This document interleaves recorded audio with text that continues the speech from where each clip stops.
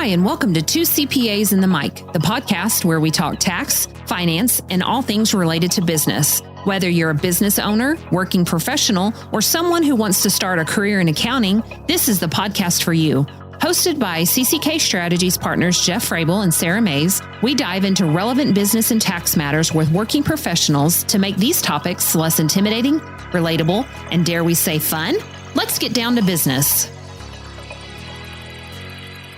Welcome to this week's episode of Two CPAs and the Mic. My name is Jeff Frable. I'm a partner at CCK Strategies in Tulsa, Oklahoma.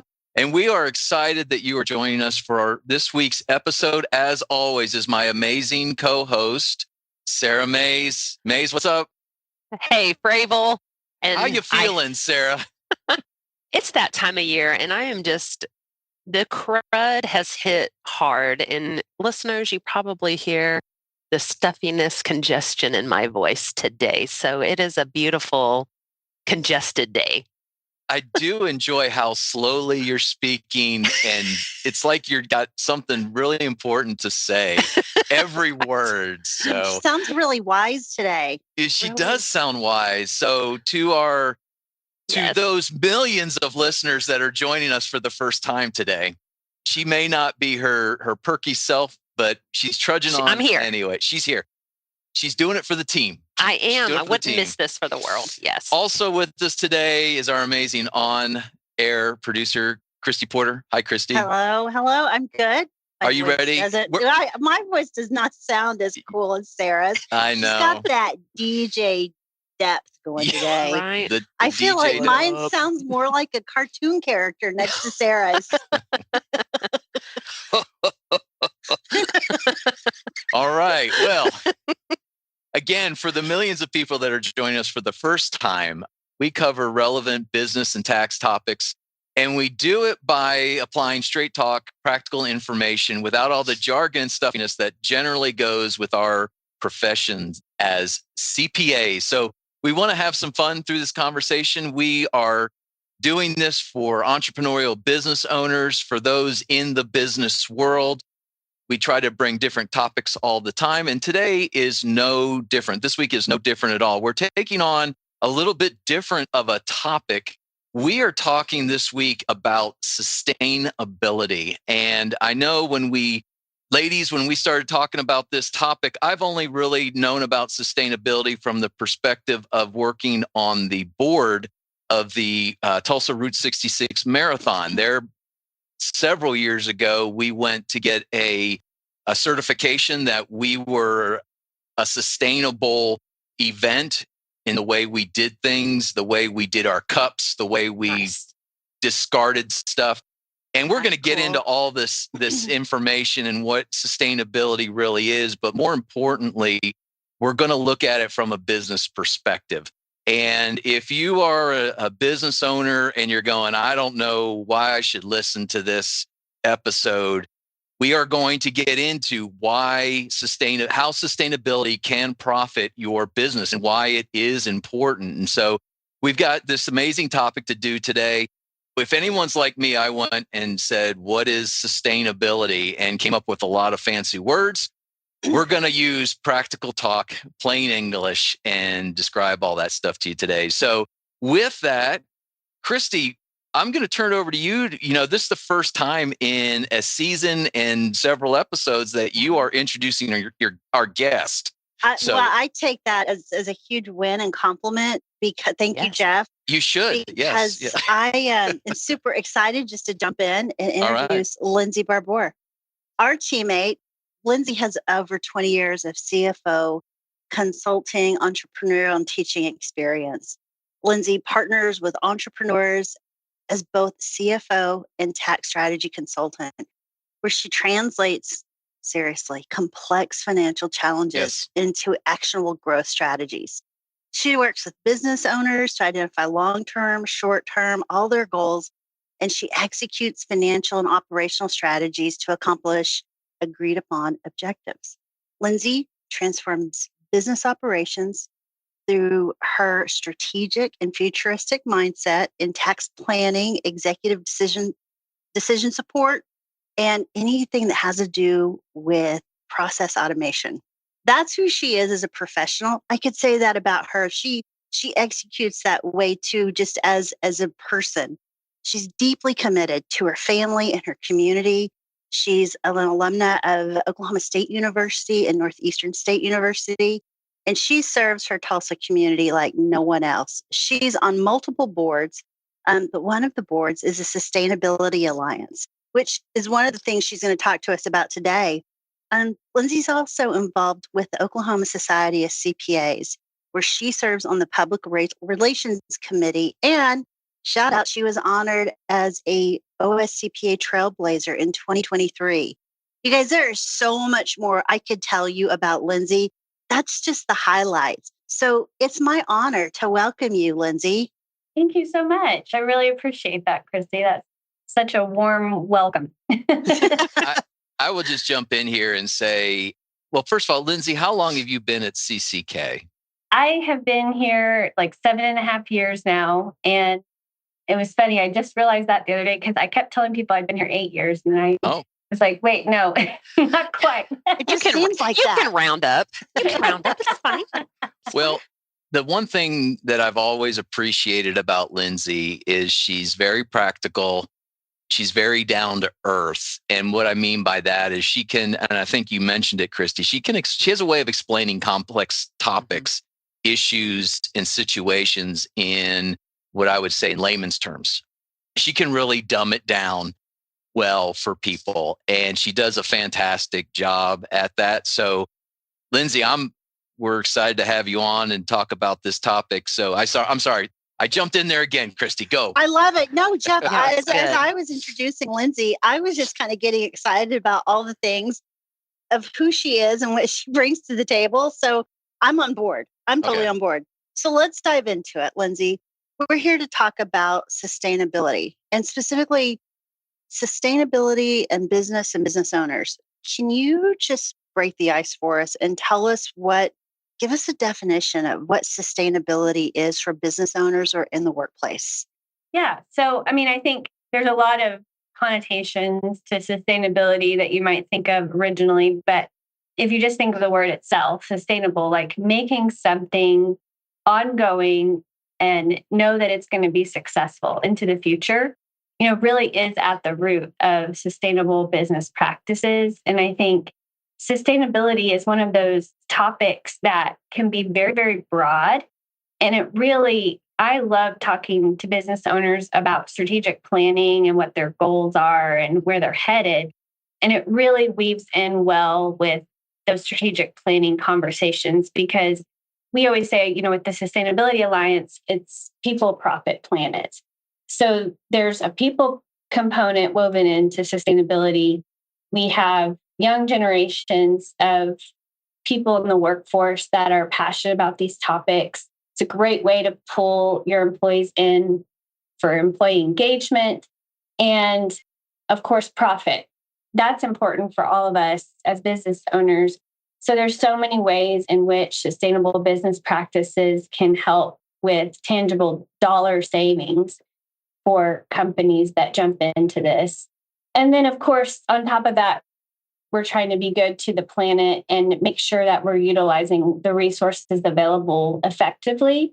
So I think all of that weaves together and it also being very aware of who your stakeholders are as a business owner. And this topic can be important, whether it be a product that you sell and some of your people that are buying that product might want to know about your sustainable business practices in order to engage more. And so it can be a huge deal for a company's brand as well. Sara and Jeff, I don't know if you guys are hearing this already, but I feel this connection of what we heard yesterday or last week, whenever one of our guests, Lindsey, his name is Corey the Ox Hatch. And he was talking exactly about what you're talking about. Whenever he's consulting with a business owner, he really wants to identify the values because you can't have the success with one without the other. And I'm hearing a lot of symmetry there. So it must be a theme that we're floating through on two CPAs on the mic, right? Guys. Yeah. Yes. So, agreed. Lindsey, I got a quick question. And this is kind of it's not a real overly professional question, but I guess what I want to ask is, I look at sustainability as efficiency and let's just say saving the planet. You mentioned it. How long has sustainability really been around and been a big deal? It's no secret that Christy and I come from the 80s and we grew up in that, that Gen X. Is this something that's really kind of come through with millennials or Gen Z, or has it just always been around and I've never noticed it before? Yeah, I mean, I don't know, actually. I mean, I think it's been around in various ways, shapes and forms. And I think you have a regulatory environment that shifts over time. And so that has definitely gotten to be more and more as we've seen more and more regulations on whether that be thinking about how the business actions impact the environment, from maybe that's bird life or any kind of animals involved, making sure water is clean to drink. All of those things, I think, gradually over time have been elevated in the public space. And then you see that regulatory response to that to start to monitor those things more closely. And then to your point, I think there's a millennial and then the generations even after millennial that are getting really, really passionate about this and I think it really ties back to that word sustainable again, because sustainability can also mean a work-life balance that the younger generations are really looking for. A lot of them are not just after profit. They want to feel like what they do means something. And so that's where, again, that employee engagement can become really critical for business owners. My son, his 18th birthday is actually today. Oh, happy birthday. Happy birthday. Yeah. And he is very passionate about sustainability. And he thinks he might want to go into a environmental science degree, maybe do environmental law. And so to him, when he talks about the life he wants, he talks about wanting to make a difference in the world. And this is one part of that for him. So I think it has grown a lot in the public view as a result. And then you see, again, brands pop up that become popular because we know that they're committed to sustainable practices, which also bleeds into just how we treat our employees.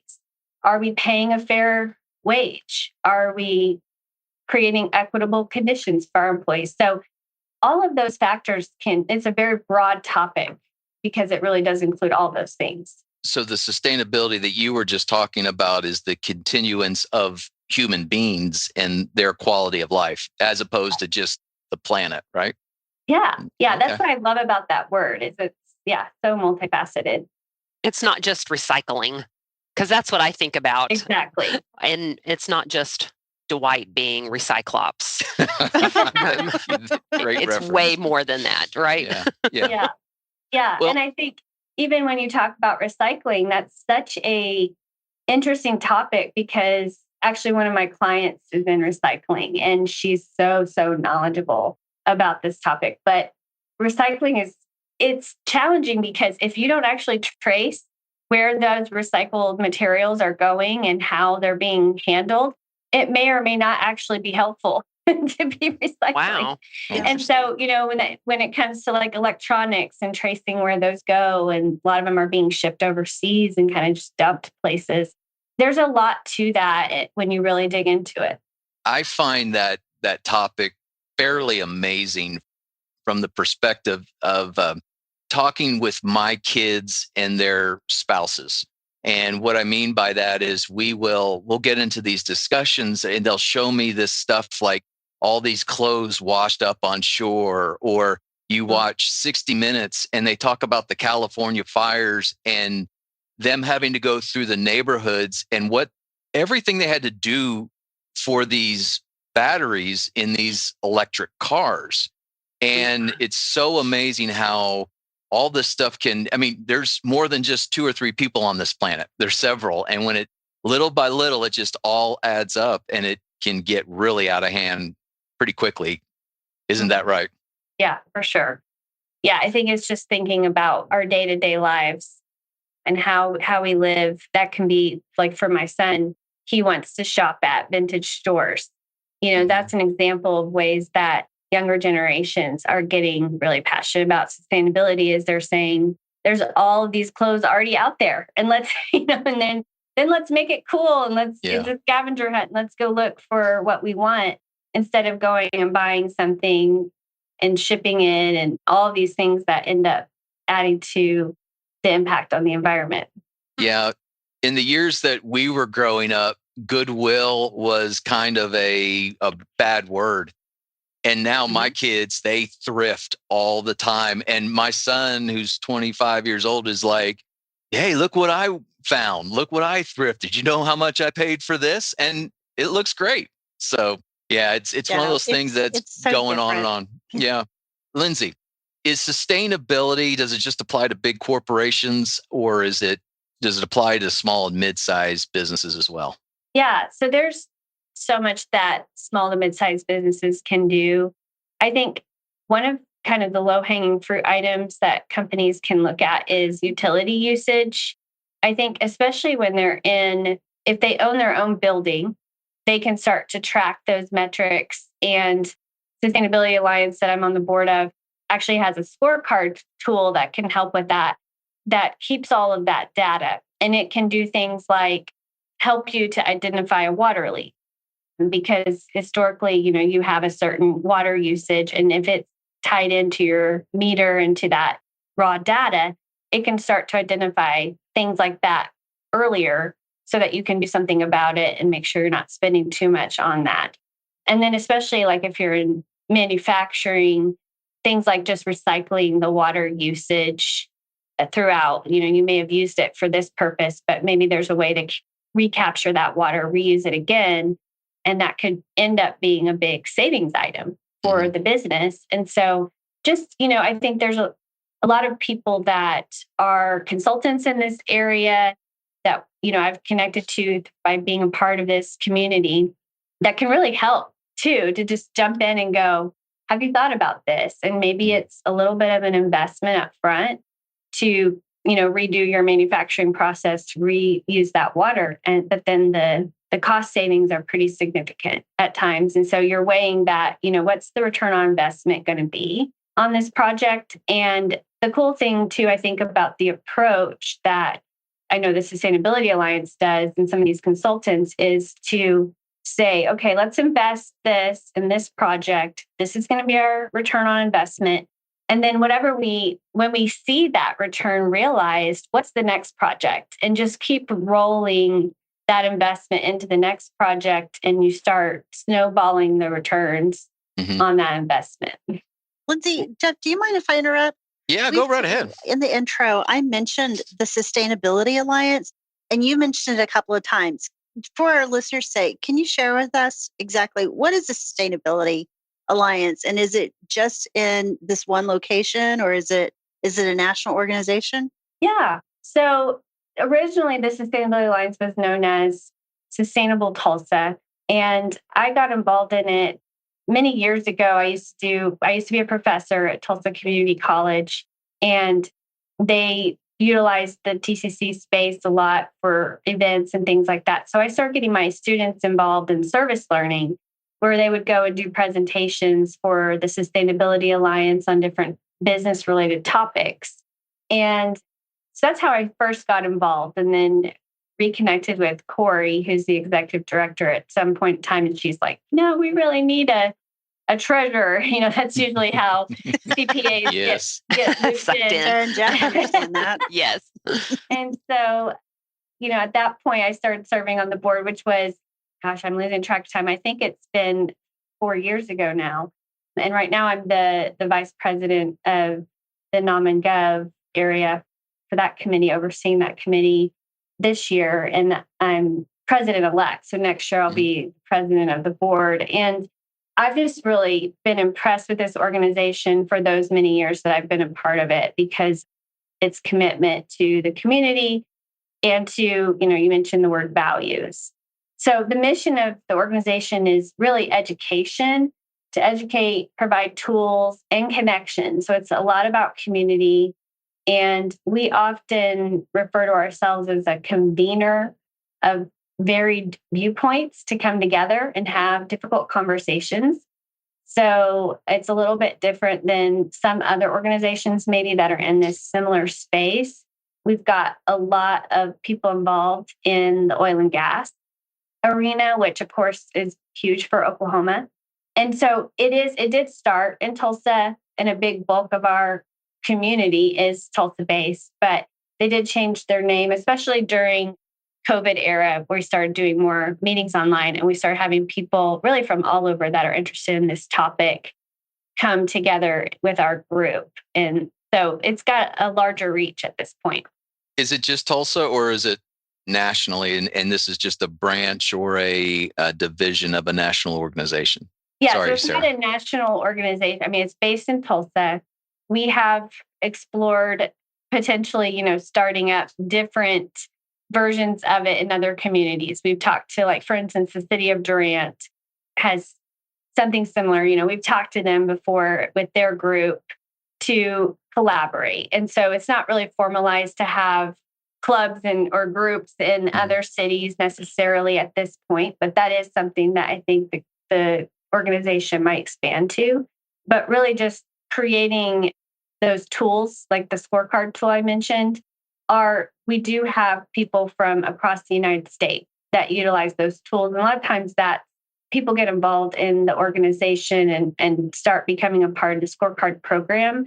So Cox Communications is an example of that. And we have members on the board from Cox Communications as well, and they are part of our scorecard program.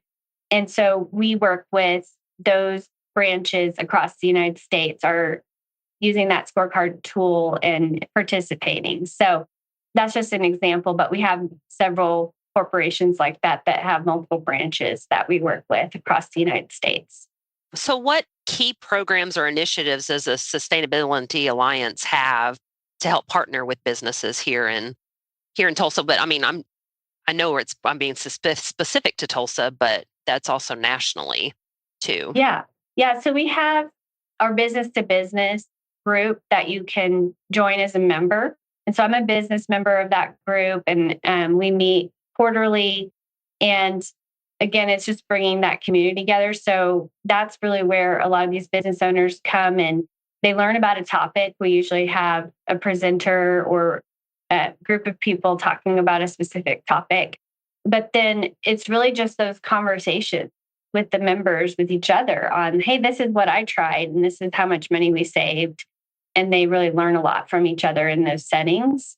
So that's one program we have. We have the scorecard program itself, which has a competition element to it. So you answer a lot of questions, you collect a lot of data, and all of that is verified.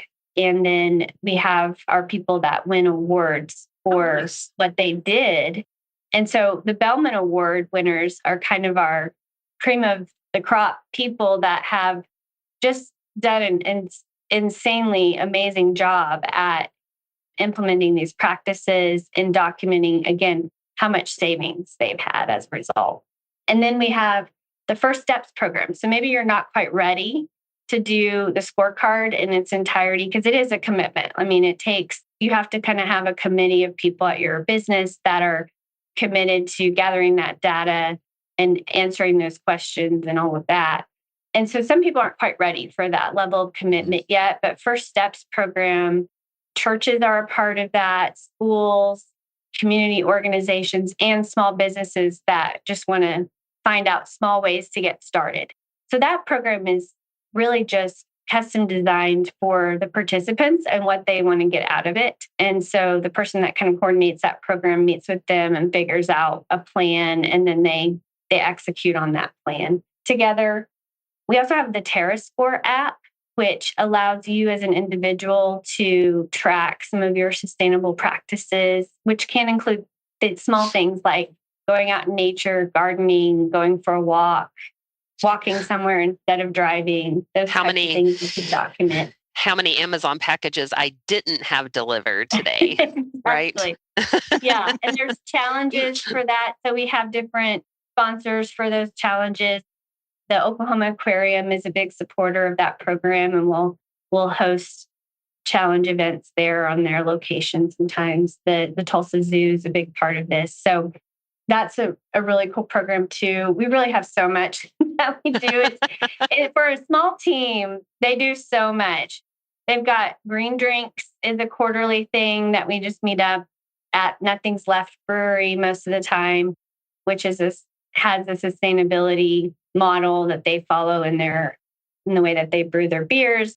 And they were actually featured along with the Sustainability Alliance on HGTV to talk about their sustainable practices. And they also toured the gathering place. And of course, that has a lot of sustainability built into it too. So it sounds to me like, Lindsey, there's a way for a business, small, medium, large, to get involved in sustainability practices without the feel of being overwhelmed, or that you need to do it all immediately in order to do anything. Is that correct? Yes, for sure. Yeah, just take those baby steps, just one little thing at a time, and it does all add up and make a difference. So let me just kind of ask this question. It's completely off the agenda and outlook or the outline and all that. No, really? I know. You sure? My teammates love these kind of questions. But and let me kind of preface it a little bit. In Oklahoma, we legalized medical marijuana back in 2018. And if you know anything about cannabis and medical marijuana, you know that we've been the Wild West because of the way we implemented the licensing process. And it just at one point in time, we had 7,000 growers in the state of Oklahoma. So as a member of that board and that organization, are there practices that come up all the time that you guys are like, oh my gosh, these cannabis farmers are doing X, Y, and Z? Or what I found out last summer is that, and correct me if I'm wrong, because I could be completely wrong, but like there's some kind of sustainability with AI and these data centers and all this kind of stuff that's going on these days, especially in Oklahoma. And so what are the kind of the conversations that you all have about these kind of things? Yeah, sure. I think data centers is a huge conversation point right now, just kind of across everywhere because of the utility usage. And I think it varies from place to place how much those companies that are coming in and building the data centers are having to help to cover those costs, or whether or not those costs are going to be passed along to the consumers. And then I think it's an ethical question that we all have to grapple with, because if we're going to get in there and ask ChatGPT something or have it create a song for us or create a funny picture for us, that it's an ethical question we need to grapple with a little bit, that we are using a lot of resource to do that, to answer that question. And so the more and more it becomes part of the fabric of society, we have to ask ourselves about that. We're, saving money in some ways through AI. And then there's also a cost involved. And so making sure we've actually weighed that cost. And I think a lot of those companies that are running those programs, Microsoft, Google, that are making those big investments, I think there's definitely just a lot of nuance to that conversation, because, they're bringing some money into the community, but looking at the details. How many jobs are they actually creating? And then what is going to be the burden on the community as a result with the utility usage and things of that nature? So I think it's just something that it's going to be a continuing, evolving conversation. And renewables is a part of that. So how do we potentially use renewable energy to help utilize that? So then that becomes an investment piece of those projects as well. Or is natural gas? I mean, that's a big Oklahoma export, but how do we use natural gas to try to make those centers as efficient as possible? So that's become a big thing, is that oil and gas is investing in data centers quite a bit. So that for sure. And then I think, you could say the same thing about cannabis, actually, in terms of the utility usage, that, when a big cannabis farm moves into middle of nowhere Oklahoma town, you got to ask yourself, do we have the water resources? Do we have the right electric infrastructure and everything? And I think in Oklahoma, we're pretty fortunate to have a decent amount of water available. But when you look at California and Arizona and some of these other states, like water is a very finite resource that we have to think about. It's interesting when we're talking about this with the impact on resources and infrastructure. When in economic development, when organizations are recruiting businesses to move into their region, they look at all of that. They look at the land, they look at water, they look at all of the components, the workforce. So you said it just now, Lindsey, states that are very obvious, California, Nevada, Arizona, there are certain resources that they're more limited. And you have to think that when it comes to sustainability and economic development, the states are probably looking at that and then identifying how much of a priority that is for them. Whereas where we are in Texas or Oklahoma, we may have a different view depending on where you are in the state than, say, California or Vermont, wherever that is. And so it's really interesting to always hear these different perspectives, how we see the world very differently. It's not only how we see the world, Christy, but what we know of the world. I didn't understand this issue with the data centers and AI and all that until this past summer. And it came up through a conversation on our family vacation, because I was saying something about, I don't know, Chat GPT, and my son-in-law goes, well, Chat GPT, and I was like, what?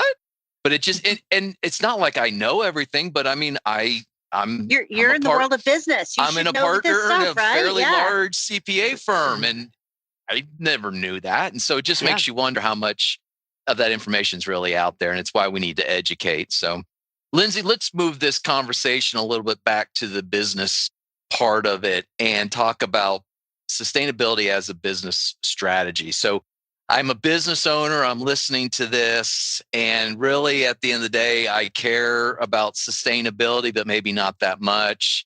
What I really care about is how it could impact my bottom line. So how do these sustainability initiatives improve profitability and efficiency? So, I mean, I think there's kind of, again, that low-hanging fruit that you can do. I know just even in this building, where CCK is, there was some investment in changing out the lighting to LED light. Like, that is a big thing that businesses can do to really drive down those utility costs.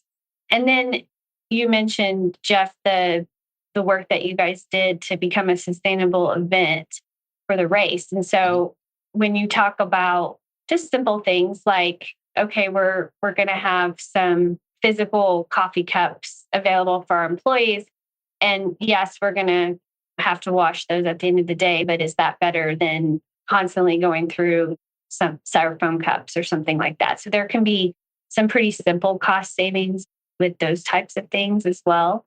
So it's really just kind of going down through. It's not always convenient for us. And I think we live in a convenient society.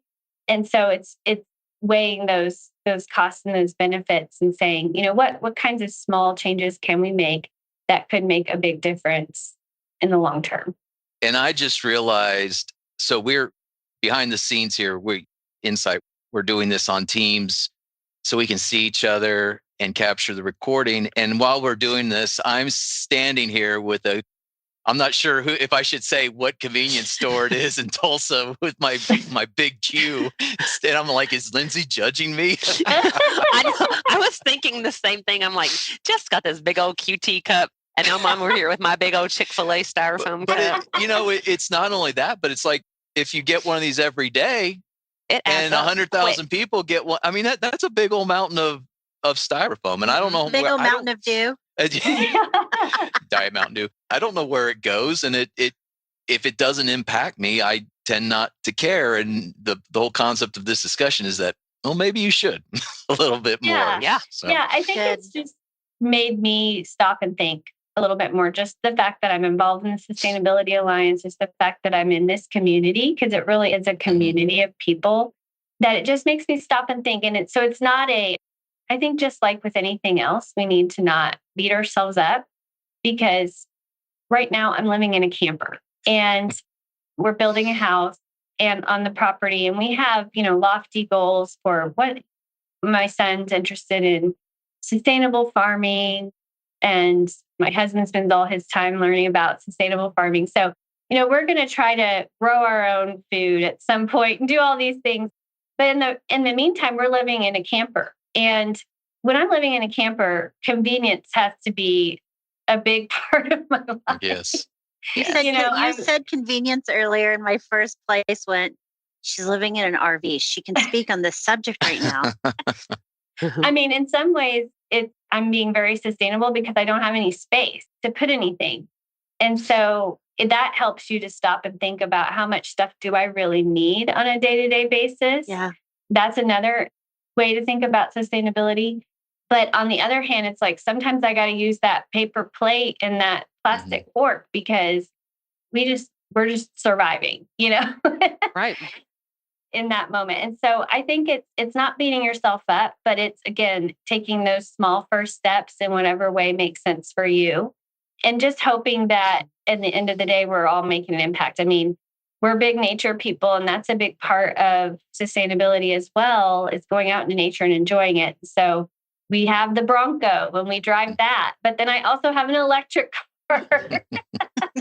And so it's all in balance, Yeah. Right. And I think that's what I really love about the Sustainability Alliance, is that that's where we are that convener. There's people that are, another example of that is the Zinc Lake project, where they dammed up the Arkansas River and created the Zinc Lake. That was a very contentious decision that we voted on. And so the decision was kind of already made because we voted on it, and it was like, it's a done deal. But the city of Tulsa utilized the Sustainability Alliance to facilitate conversation and help people be heard and help people's concerns be elevated, like water quality and how are we going to make sure this is safe and all of that, and yet be balanced about it in the same way. And so I think that's where this organization is kind of unique and different, and why I'm a part of it, because it's not making a villain out of anybody, but it's saying, let's bring everybody to the table and let's talk about these things. And it's going to make all of us a little bit more conscientious about our day-to-day choices. So, Lindsey, one of the questions in our loose outline that we developed really brought some interest to me, and it has to do with environmental, social, and governance considerations. The question is, what are lenders and investors and customers increasingly expecting? And so the reason this was interesting to me was, again, you go back to the mindset of a business owner. We often have to deal with lenders. We often have to deal with investors and obviously customers. So are there things going on in the marketplace that may not be well known, but could impact the ability to get loans or to bring on investors or even obtain customers? Mm-hmm. Yeah. I mean, I think we see that a lot. So ESG compliant is something that is out there, and large corporations are required. If you're traded on the SEC, there's some ESG compliance requirements out there. And that in and of itself it's one piece of how county overlaps with environmental issues. Because then, of course, we have to go through and test for all of these things if you were doing, an ESG audit. But I think a lot of, small businesses are not subject to those requirements. And then those requirements are shifting. And so we may have an administration that's putting a lot more requirements on, and then we may have an administration that takes a lot of those requirements off. That's going to ebb and flow. But when it comes to your customers and the impacts, especially in a global environment. So a lot of our clients, of course, have international components to what they do. And so if they want to sell to Canada, if they want to sell to the European Union, if they want to sell to California, they're going to be subject to some of these additional compliance pieces that they may not be subject to their customer base is only entirely in Oklahoma.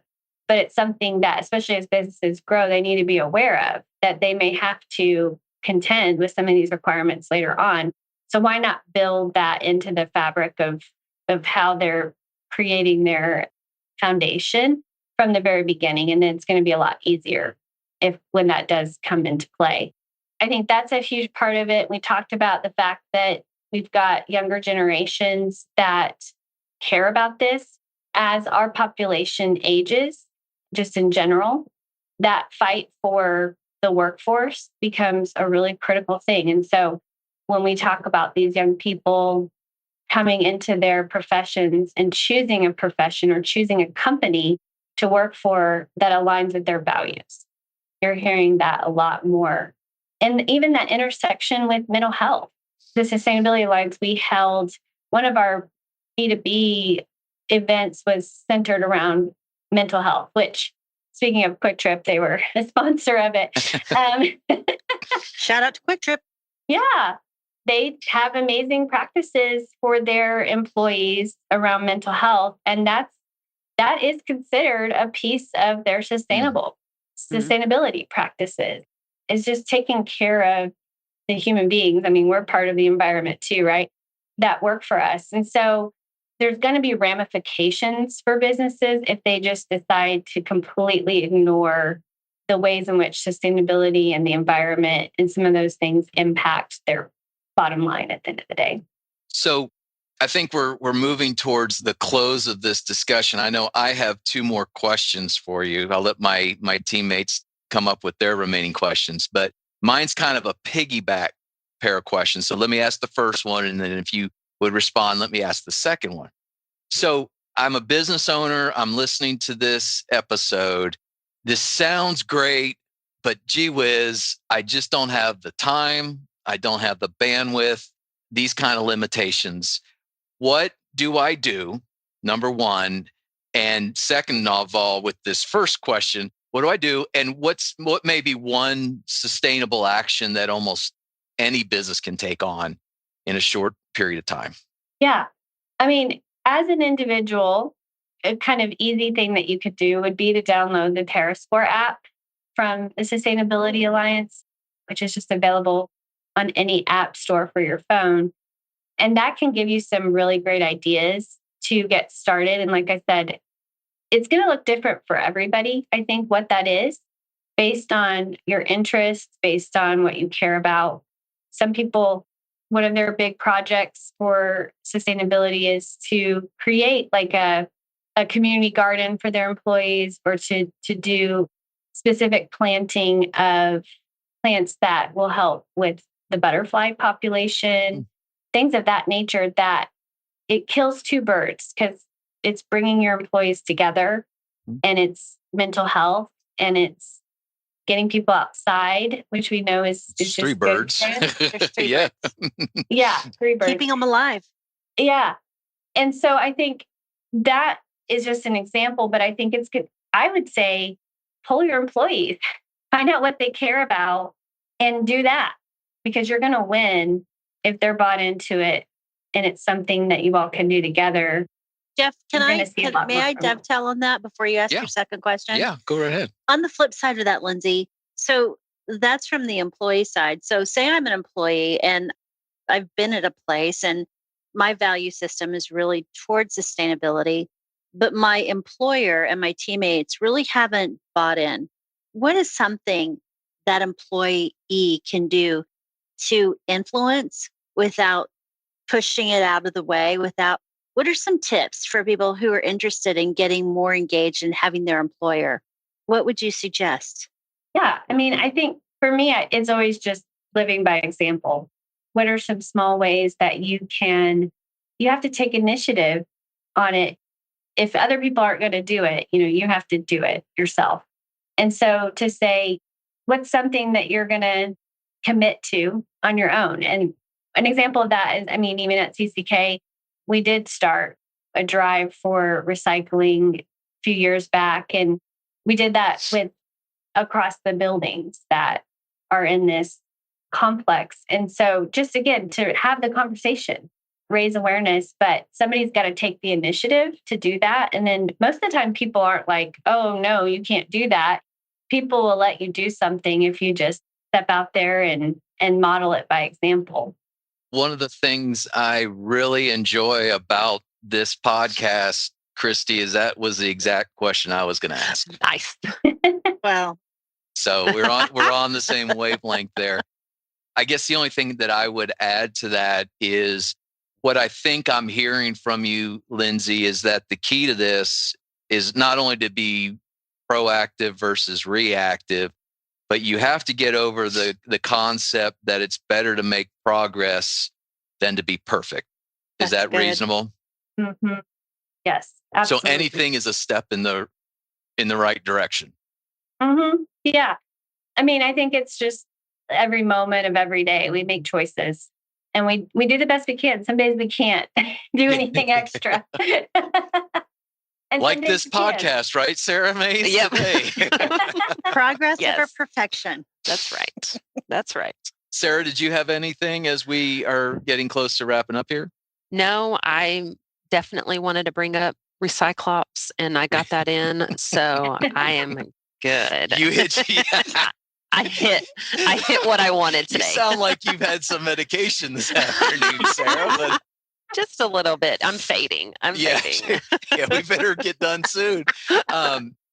So, Lindsey, this has been, I mean, I knew this was going to be, when I say this has been more interesting than I thought, that doesn't mean that I didn't think it would be. I thought it would be, but it's even better than I thought. And a lot of that has to do with you. Yes. And the question that we asked about the teammate, if you're in a place that doesn't, that's exactly what you did pretty much at CCK, is you started taking the reins there and wanting to do certain things. And so you're basically speaking from example. But let's say I'm an individual or I'm a business owner again, Lindsey, and this stuff has really been, I've found it interesting, compelling. I want to do something.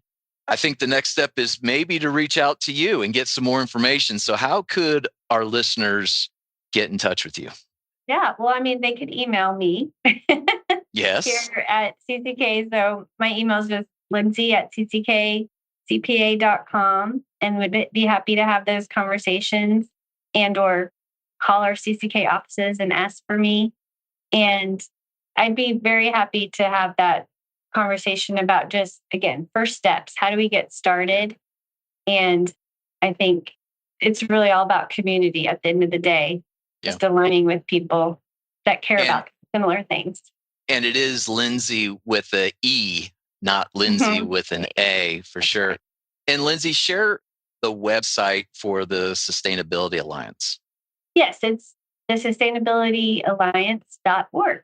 Pretty simple, pretty straightforward. Pretty easy. Well, thank you so much for all that information, Lindsey. And before we go, we're hoping Sara Mays has enough strength to do our traditional rapid fire. Yes. All right, Lindsey, you ready? I don't know. I'm nervous. These are fun ones. These are fun. All right. What is your favorite way to unplug after a busy day or busy week? Reading a book. Nice. Okay. Text or phone call? Text. Yeah. I'm That's one my of the girl. people that will text all the deep things. It doesn't matter. Nice. Nice. All right. Are you an early bird or a night owl? I think I'm a little of both. I switch it up. Yeah. I can do both of them. All right. Okay. On that same vein, how many times do you hit the snooze? Oh, I am not a snooze person, but my husband is. So, and that drives me nuts. Well, how many times does he hit the snooze then? Oh, he hits the snooze like 3 or 4 times. Oh, And geez. I'm like, Yeah. I could have been asleep that entire time. Yes, exactly. Exactly. All right. And then last, are you a sweatpants or dress pants kind of girl?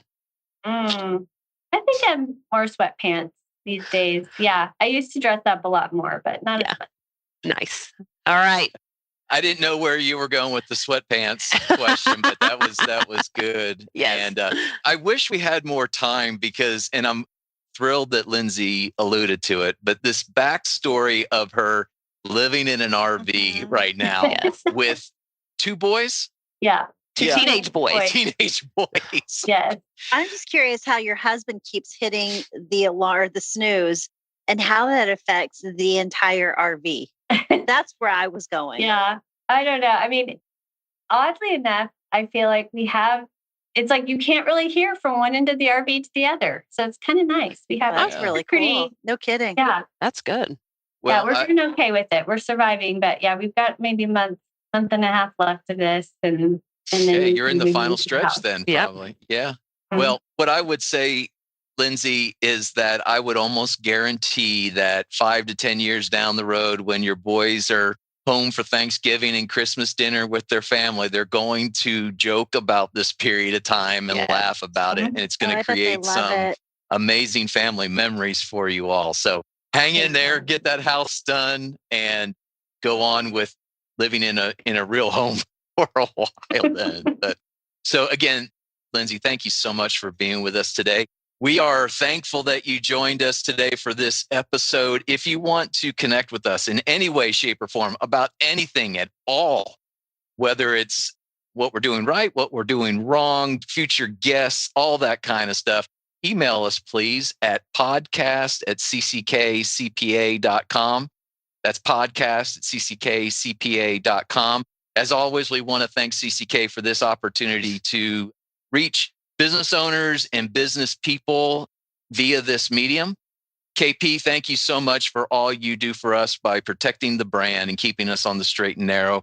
Robert Mays, thank you for our incredible intro and outro music. Clarence Fisher with Tulsa Internet Marketing Services, thank you for all you do. And Emily Johansson for getting us across the finish line and submitting our episodes and all that administrative work. We appreciate you as well. Again, Lindsey, one last time, thank you for joining us. Thank you, KP and Sarah. And we hope that you all join us next time as these 2 CPAs get together to chat and you get to find out who's on the mic. The information provided on this podcast is for general informational and educational purposes only and does not constitute accounting, tax, legal, or financial advice. While we strive to provide accurate and up-to-date information, laws and regulations change and individual circumstances vary. Always consult with a qualified CPA or professional advisor before making any financial or business decisions. The views expressed by the hosts and guests are their own and do not necessarily reflect the opinions of any organizations they are affiliated with. Listening to this podcast does not create a client-accountant relationship. By listening to this podcast, you acknowledge and agree to those terms. And that's a wrap for this episode of 2 CPAs in the Mic. If you found today's episode helpful, please subscribe, share, and leave us a review. Have questions or ideas for a topic? Reach out. We'd love to hear from you. Email us at podcast@cckcpa.com.